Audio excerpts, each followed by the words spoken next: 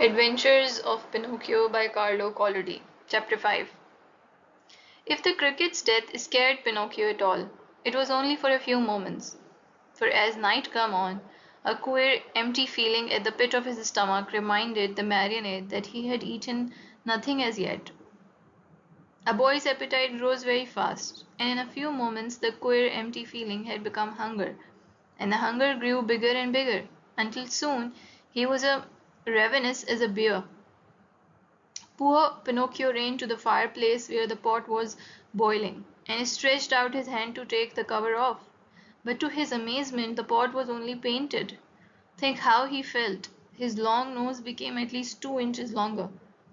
He ran about the room, dug in all the boxes and drawers, and even looked under the bed in search of a piece of bread, hard though it might be, or a cookie, or perhaps a bit of fish.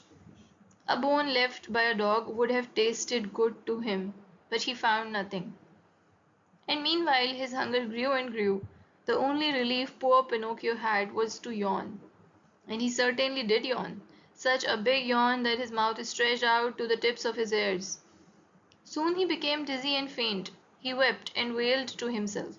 The talking cricket was right. It was wrong of me to disobey father and to run away from home. If he were here now, I wouldn't be so hungry.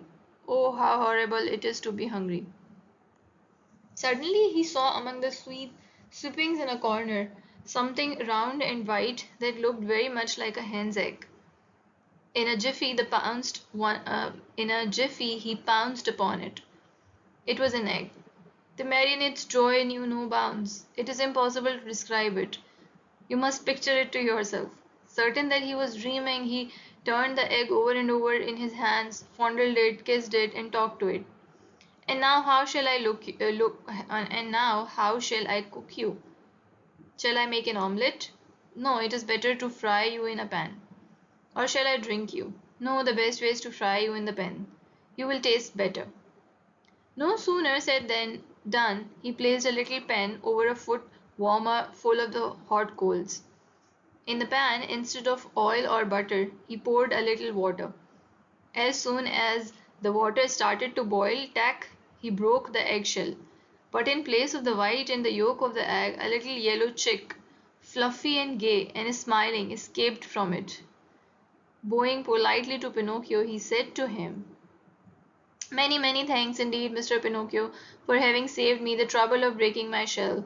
Good-bye and good luck to you, and remember me to the family." With these words he spread out his wings and darting to the open window, he flew away into the space till he was out of sight.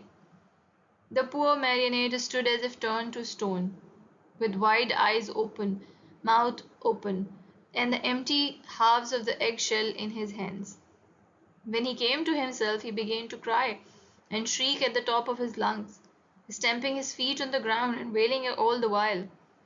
The talking cricket was right. If I had not run away from home, and if father were here, I should not be dying of hunger. Oh, how horrible it is to be hungry. And as his stomach kept grumbling more than ever, and he had nothing to quiet it with, he thought of going out for a walk to the nearby village, in the hope of finding some charitable person who might give him a bit of bread. Chapter 6. Pinocchio hated the dark street, but he was so hungry that in spite of it he ran out of the house. The night was pitch black. It thundered and bright flashes of lightning now and again shot across the sky, turning it into a sea of fire.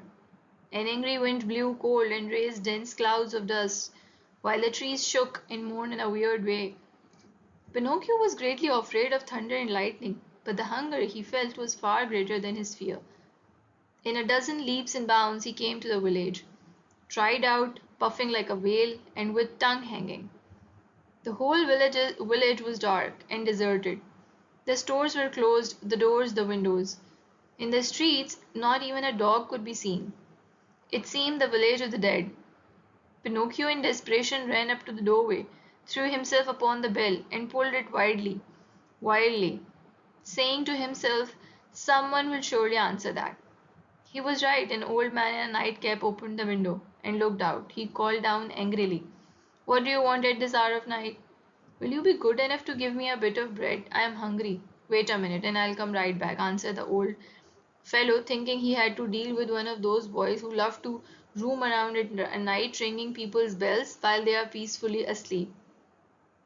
After a minute or two, the same voice cried, "Get under the window and hold out your head."